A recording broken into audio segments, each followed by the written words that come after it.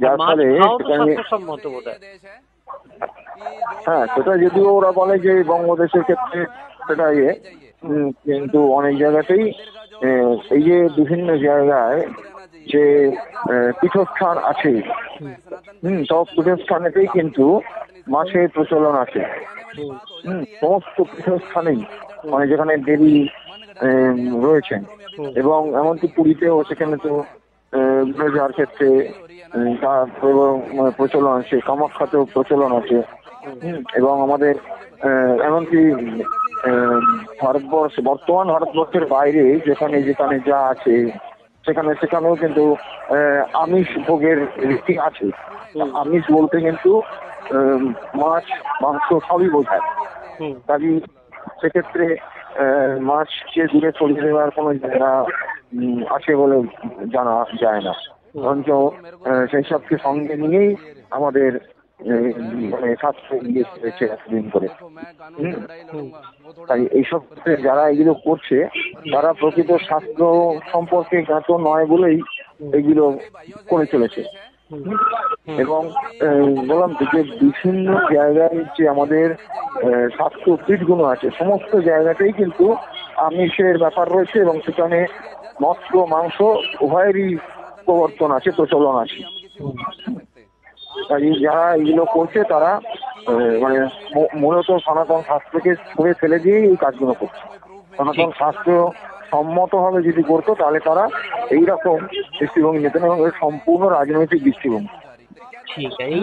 এবং রাজনীতির দৃষ্টিভঙ্গিতেও যদি আমরা প্রাচীন যুগে চলে যাই তাহলে কিন্তু সেখানে রাজার নীতিতে রাজার নীতিতে কিন্তু এগুলো ছিল না। রাজার নীতিতে কিন্তু মাছ খাওয়া যাবে না, এটা কোথাও বলা নেই।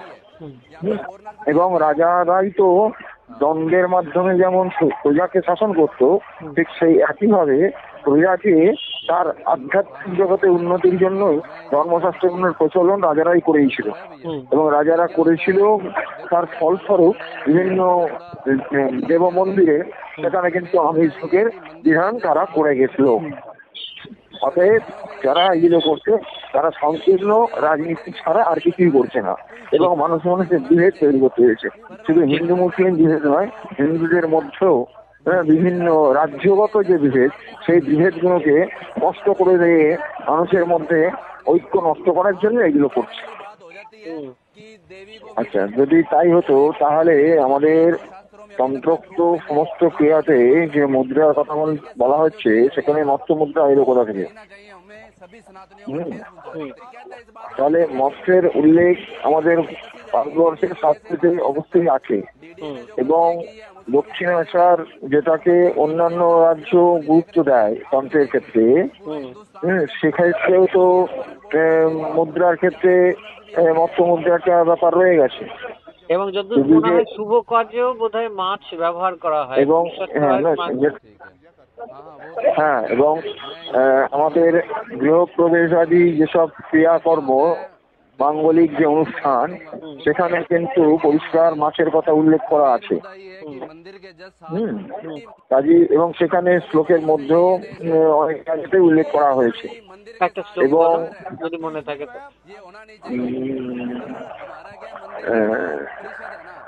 শ্রেণীর বৎস প্রযুক্তা দক্ষিণা বর্ষবন্যী দিব্যশ্রী পূর্ণকুম্ভা রসগজতুরগা দক্ষিণা, এই মুহূর্তে পুরোটা মনে পড়ছে না।